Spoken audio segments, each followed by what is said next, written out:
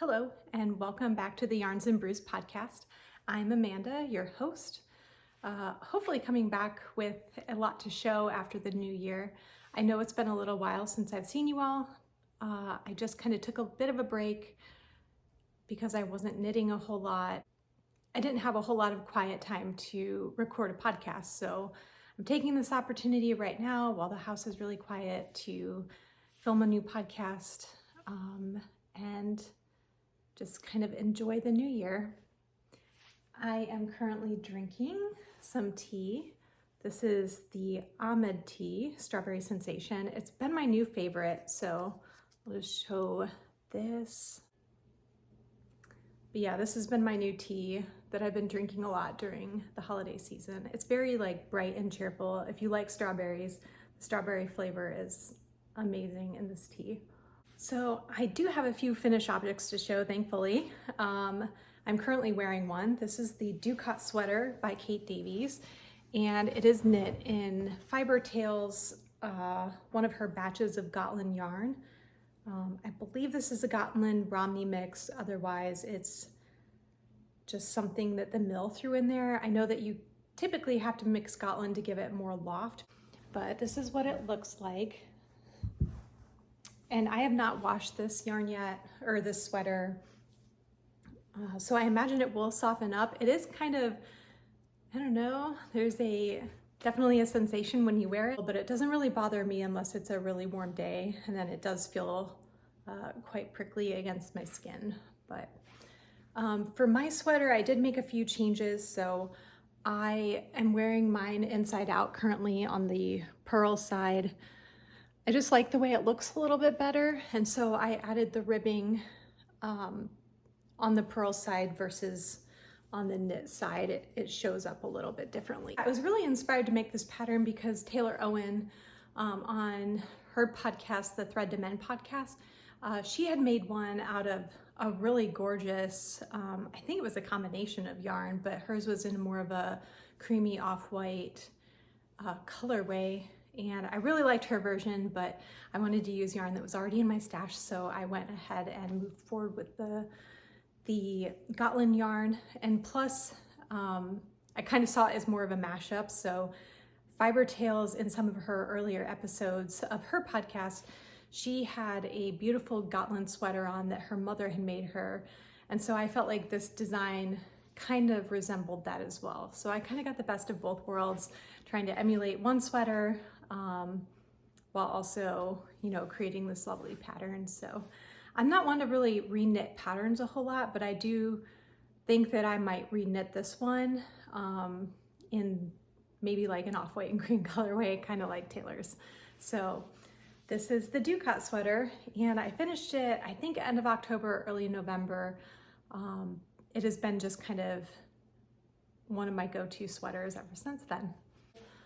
The next finished object I have to share with you is the Bressay sweater. This is a Marie Wallin design, and it is in kind of a hodgepodge of different yarn types that I had in my stash. Most of this is Jamison Spindrift up here in the colorwork. I think there's a few exceptions in there that are the British Breeds yarn, but I would say the majority of them are Jamison Spindrift.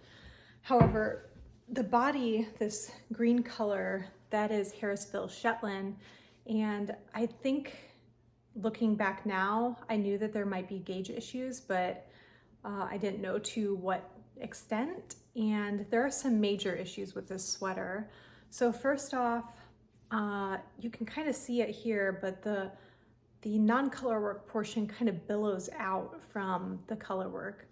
So what I think I'm going to do is cut just below the color work area here and then re-knit the body in a smaller gauge to ensure that it will, not have this weird billowing effect. The second issue is I definitely knit the body too long. I was trying to compare it to sweaters that are already in my wardrobe, but it really, I don't know what happened. I think it was really this section of color work here that's still below the armholes, or where you combine the sleeves and the body, that kind of threw off that gauge in the sweater. And so I think if I just go ahead, cut here, pick up the stitches, and then knit downward, I can get a better idea if the sweater is fitting the way I want it to, and also ensure that the length fits correctly. So somewhat of a fail, but at least like the difficult part is done and I really don't have to touch that much. I do think that this kind of fits strangely.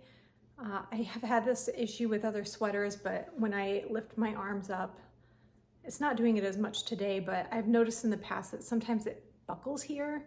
And I think that might be because the shaping on my shoulders is just maybe a little bit too tight. And so then it raises up and it's not able to just easily settle back down over the shoulders. So I might just block that out again, just slightly wider along my shoulders to ensure that I don't have any issues moving forward. I don't think I'm going to reknit the sleeves, although I think they have kind of a similar issue where the color work and the just plain color meet. I don't think it's as pronounced as the body, and I actually think the sleeves fit quite well. So I might just go ahead and leave those. I didn't weave in the ends because I wasn't 100% sure if I was going to have to rip those back a little bit, but I think that they're fitting fine, so I might just go ahead and leave those. But this is the Bressay, and overall I'm happy with, this upper portion. I definitely switched out a few of the colors. I didn't use everything that she had in the pattern. Some of them are the same, like this tundra color, and I think there's like musket is a color. This pinkish color is the same, but this right here is a little bit different. And this dark purple is also different. This is actually one of the Wallin British Breeds colors, I think in the colorway Mulberry or Thistle, one of the two. And so I was just trying to use things that were in my stash, and that's how I came up with the colors. I didn't have a whole body's worth of the purple colorway, and I've seen other knitters on Ravelry use other colors for the body and arms to kind of give it that unique touch. I really like green, as I think I've established with my multiple green sweaters, but I decided to go with a green body on this sweater. So this is the Bressay sweater. Again, it's slightly disappointing that I'm gonna have to reknit, a large chunk of this, but at least it's stockinette knitting, so it's not going to be, super difficult or anything. Really, the surgery is probably gonna be the worst part of that. And then it should go fairly quickly. My next finished object I have is it's sort of a DRK everyday sock and a Bearpaw sock. It's somewhere in between the two gauge-wise, but this is a heavyweight fingering yarn by Heelside Fibers. It's a 90-10 Cormo nylon blend, so kind of perfect for socks, but these are for my friend Carolyn, who is the owner of Heelside Farms. I knit them for her for our holiday party. And unfortunately I didn't have them done, which is, pretty standard, but I feel like it's always funny when people get a gift and the needles are still on them, but it's even better, I think, when it's going to a knitter friend, because I think they can totally understand that. So these are finally done, and I'm hoping that she will like them because they are pretty cozy. The next thing I'd like to share with you is these simple garter stitch slippers, and I made these for my mother, and they are out of Rauma Vams, and I bought it at Wall of Yarn, and they're a North American supplier for Rauma yarn, so they have almost every color, I think, if not every color, and I think a majority of their different bases. So this is just in a dark green base. I don't remember the colorway. They use numbers for their colors, so it's a little bit more difficult, I think, for me to remember, but all the information is down below on my Ravelry page, so if you're interested in the pattern or the yarn or any information on it, it is down there. These are pretty quick knit. I think I used size 4 needles to give them a little bit tighter gauge, but I'm hoping that my mom doesn't wear through these slippers. She wore through another pair of these that I think they were only like 2 years old or something like that, so they didn't last a whole a whole lot of time, but she wears them pretty much every day. So it'll be good to have a replacement pair for her in the new year. The next thing I'd like to show you is a pair of Bearpaw Socks. So I did participate in the Andrea Knits knit along that was cast on around Thanksgiving time frame, American Thanksgiving. And it was only supposed to be 4 or 5 days. Mine lasted a little bit longer, but that's okay. I got them done. So these are the Bearpaw Socks, and this is a Fiberseed yarn in the colorway Tourist Attraction. I got it in Tampa, Florida, but the yarn shop has since closed. And I really enjoyed this pattern, and I liked how quickly these knit up, and the fact that they're bottom up so you can use the entire skein of yarn. And that way there's like no leftovers or anything like that. So definitely liked that. This is their DK base. I don't remember if I think it's Sprout DK. All their bases basically have different like plant affiliations with them, so they're kind of cute. But these are going to be for my mom. I'm gonna send them with those slippers that I showed you. So she will have a nice pair of heavier socks in her wardrobe.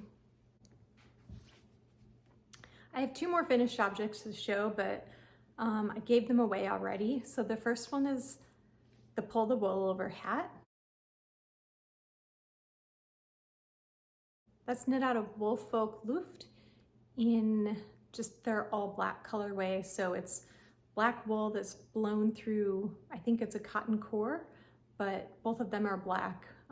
I've knit this pattern multiple times with other Woolfolk Luft yarns, and it's really one of my go-to patterns for a worsted weight hat. So I gave that to my tennis coach for Christmas because he always wants something hand knit, and he's always giving me water and stuff like that. So I thought it was a good reciprocation gift. The second pattern that I have is a pair of hand spun socks. And these socks were for a coworker who retired. I just wanted to make her something special because she was such a lovely person, and we're really gonna miss her. And I'm hoping that the socks will keep her warm and cozy throughout her retirement.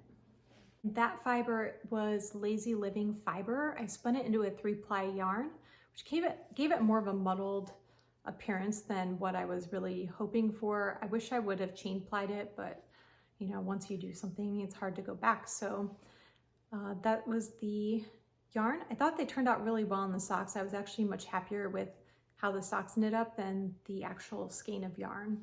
So that was just a simple pattern that I kind of made up myself as I went along.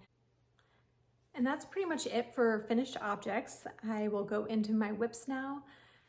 And I have quite a few, as we always know. I feel like I'm always starting a new whip. There's something always out there, I feel like, that kind of excites me. And, you know, sometimes that's challenging because you don't finish the things that you already have going on. And so I want to try to make a little bit better effort on finishing the whips that I currently have in my, in my projects. But this is the first whip that I've been working on. So I made some really significant progress so far. It was really over the past 2 weeks. I knit like half this sweater basically from this part upward over, my Christmas break. And I am really happy with how this came out. This is the Rydell Sweater by Wallin out of her Cumbria book. And I'm using all the colorways that were recommended in that book. So I have to steek the armholes. That is where they're gonna go. And I'll probably put in a little bit of a video for that because I think some people have converted some of their patterns to knitting in the round, but they're concerned about when they get to the armholes or the neck hole, how to do that. So I'm at least going to do that for the arms since this neck is not steeked. But I think it'll be, maybe helpful to other knitters who want to knit a Marie Wallin pattern but don't want to knit it flat. This may be a way for you to envision, I guess, where that armhole steek goes and how that works out in the end. So I am that far. I need to steek the armholes, which I plan on doing soon. And then I need to knit the sleeves. I don't really have them cast on yet, but what I think I'm going to do is knit them separate from the body. So normally you would pick up here and then knit the sleeves down, but I think that I'm going to knit them in the round with a steek on both edges, so knitting them two at a time essentially. Not only will that help with weaving in the ends, which I do as I go along anyways, but it will save on yarn in the long run because I'm not cutting my yarn, you know, every few rounds to switch colors. So in the end, I'm going to steek those and then sew them together and then sew them onto the body. So stay tuned for that because I think I'm going to add a little steeking video in here to just kind of explain how I do that. My next project is the No Sweat shirt, and it is going to be a sweatshirt out of kind of a lighter material. So this is Noro Kakigori, which is a cotton silk. I think there's some wool in it to blend, but this is how far I've gotten so far. So what I did was I finished a ball of yarn here. I left it on the needles, and then I'm working on the sleeves currently to hopefully push myself along to finishing this. I also still need to knit a hood onto the back, and I've contemplated adding a pocket on the front like a normal hoodie. So I'm not sure if I'll do that or not because this yarn doesn't seem super sturdy, but if I do it, I will probably knit something or make something that reinforces that pocket. Haven't decided yet. I'm gonna make the object the way that the pattern said and then decide from there. So I've enjoyed this project. I think it's been pretty simple because it's almost all stockinette stitch. So that's about all I have to say. And then this is another project that I started over winter break, and definitely not proud of it because I'm like, I shouldn't be starting projects. I've got a million whips, but what's one, I guess. This is the Marin Cardigan, and it is in the Shetland Wool Week book for 2022. And I am knitting it out of Jaeger spun hickory. And it's about, I would consider it to be a light fingering weight yarn that's 100% wool. And it has a bunch of pretty colors in here that are very difficult to see right now because it's just kind of, the color is really flat on camera, but in real life it has like little flecks of red and yellow and things like that in there. So this is an all over lace cardigan, and I'm currently on the section where, so this is part of the normal pattern, but I'm adding in a section to add more length to the cardigan because it's pretty cropped, and I don't wear cropped things very often. I wish I could, but I don't, just doesn't suit my style. So I am adding, I think about 15 rows to see if that will help out at all with the length situation on this. But this is a very slow going project being lace, and there's some kind of tricky portions of it, kind of like hard on the hands. So never in my life would I have thought, you know, I'm excited for a purl row, but this has really made me excited for the wrong side purl rows because they're very easy and, you know, predictive and things like that. Stay tuned for that. I think my goal is to try to knit 5 rows a day. Given that there's over 300 stitches on the needles for the second size, I feel like that's quite a bit of knitting, especially knitting that's going to take a lot of brain power. So that's my newest cast on that I don't think you guys have seen, but I really haven't cast anything else on. I've been really trying hard to work on my whips and be, you know, somewhat productive. And I've also been working a lot on my scrap hand spun blanket. These are just with leftovers that are on the bobbin or tiny little minis that I might get in like a sample of fiber or something like that. So I've completed quite a few. I don't remember exactly which ones, but I know this one for sure. I think this might have been one, I'm not sure. This is basically what the entire blanket looks like so far. So I'm really making quite a bit of progress. I think I put about 9 different squares on this thing. So to me, that's pretty good. this has been a little bit of my companion when I'm not really wanting something super ornate or something I have to concentrate a whole lot on. I've been turning to this blanket as something kind of cozy to just sit on the couch and watch some podcasts or things of that nature. So for this blanket, I'm just casting on, it's 41 stitches, so 20 on each side of the square and then 1 down the middle. And then I'm just doing a normal mitered square, kind of based off of that.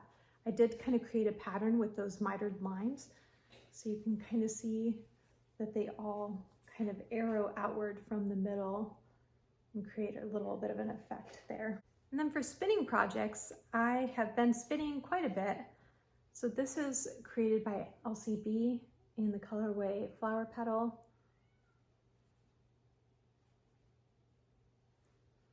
And this is, I think it's 100%, I think it might just be merino wool, non-superwash merino wool. And I got quite a bit of yardage out of this because I spun it fingering weight, which has been kind of a trend for me in 2022 as I've been spinning a lot thinner. Not intentionally, but it just kind of like goes with the territory, I think, of, you know, spinning over time and spinning, you know, a bit slower than I normally would have. And then my next one to show is Peony, and this is by Wool Fiend. And then I also paired a single strand of white Blue Face Leicester in there from John Arbon. So that's what's giving it kind of that candy stripe appearance in there. So there's 2 strands of the Wool Fiend Peony, which is 100% Corriedale, and then the 1 strand of BFL in there. It's giving a lot of contrast in those darker areas. The next one I have to show is Highlighter, and this is by Wound Up Fiber Arts. This is a Polworth silk blend, and it is a very bright yarn. It's kind of getting blown out a little bit by the window, but that is kind of a very fun and cheerful yarn in these dark winter days. And then the last hand spun skein I have to share with you is this Wee Chickadee yarns in the colorway Wisp. And this is 100% Polworth as well. I made another skein of this earlier this year, and I'm hoping I can make a bigger project with the 2 skeins. And that's pretty much all I have to share with you today. I don't have a lot of making plans for 2023. I'm really just wanting to focus on, I think, the things that I already have started. I'm not going to share all of those because I think there's just so many that it wouldn't fit into this episode. Maybe I'll make a separate episode for that, but I think I have an incredible amount of whips on the needles right now, so I really shouldn't be casting anything else on for the foreseeable future. I hope you have had an amazing holiday and you had some downtime where you were able to relax and knit, and I hope that everybody is staying healthy. There's so much going around right now, the flu, RSV, COVID, of course, and just different colds and bugs and stuff like that. So hopefully you're able to avoid all that through the holiday season. Anyways, I think I'm going to go ahead and end it here. Happy holidays to you, Happy New Year, and I hope you're off to a great start. Until next time, goodbye.